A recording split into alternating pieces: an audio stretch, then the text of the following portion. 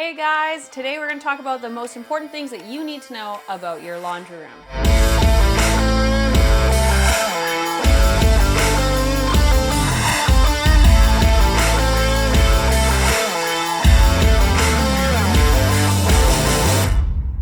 Hey guys, welcome back to the Homeowner Cheatsheet, where I tell you all the things that you need to know about your home that no one's really explained to you in the past. And today we're talking about the laundry room. We all have one, we all need one. We're gonna take a little tour of mine. My laundry room is actually more of a closet. I didn't want to take up a lot of space with it. Yes, I have to do laundry on a daily basis. I have children.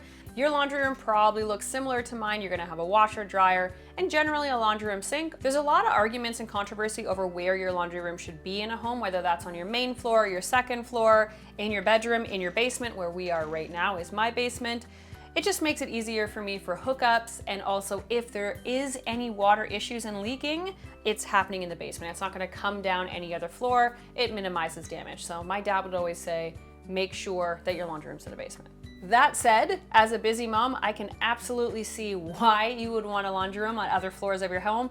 I throw dirty laundry down the staircase just to make my life easier. Regardless of where your laundry room is, there are some basic things you need to know for maintenance. In a laundry room, you're dealing with both water and electricity. So you want to make sure you know how to turn all of those things off. How do you find your water shut off in your laundry room? Most people have them in behind their washing machine. I have mine under my sink right here. If I come downstairs and I see water pooling on the ground, I immediately want to shut off the water supply to the washer, which is going to be right under here. The other thing you're going to want to make sure is shut off is the electricity. So you're going to go over to your panel and you're going to make sure that everything is clearly labeled washer, dryer, and you turn those off. Your washer and dryer should be on dedicated circuits and clearly labeled. That way, if there's ever an issue, you can go and turn it off easily.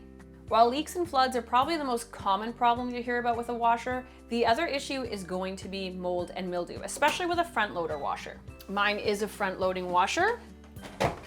It's going to use less water than a top loading washer. However, it's going to stay wet. So if you ever open your washer and you kind of smell that mildewy odor, that's because it probably is, first of all, sealed shut.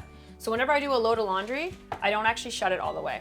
So it kind of caught here, but it's still open so that it can dry itself. I don't want to leave water in this drum. It's just going to get gnarly and smell stinky. I also make sure that I wipe down all of these surfaces and really get into here to make sure I don't have any missing socks, everything's clean, because we're going to have debris buildup. You know, when you leave something in your pockets to be washed, or if this is left wet, that's where you're gonna have your mold and mildew. So you really have to make sure that you're maintaining your washing machine. There are products you can buy to help clean your washer, and I do this every once in a while. I just grab a washing machine packet, I throw it in there, I run a clean cycle, and it'll help clean itself and keep everything fresh. So those are the major issues with your washing machine. Now the dryer has its own issues. In your dryer, you're gonna wanna make sure that you clean out your lint trap.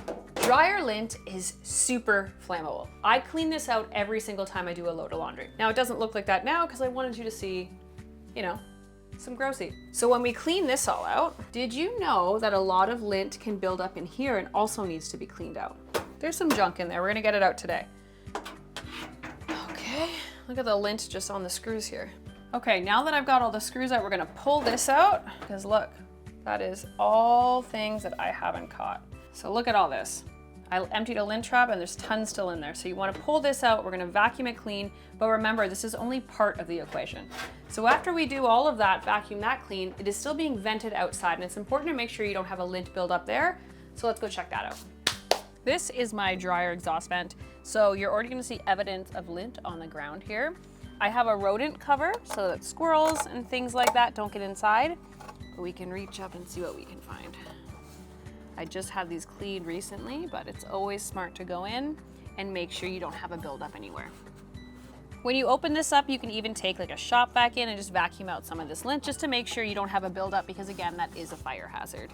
Also, if you have a block, your clothes are gonna take a lot longer to dry, and that's kind of your first indication that you have to empty all of this stuff in the first place.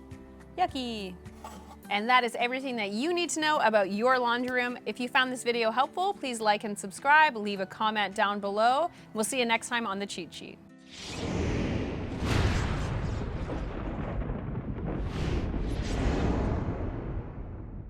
It's such a nice day out. I don't think I'm going back to the basement. Bye.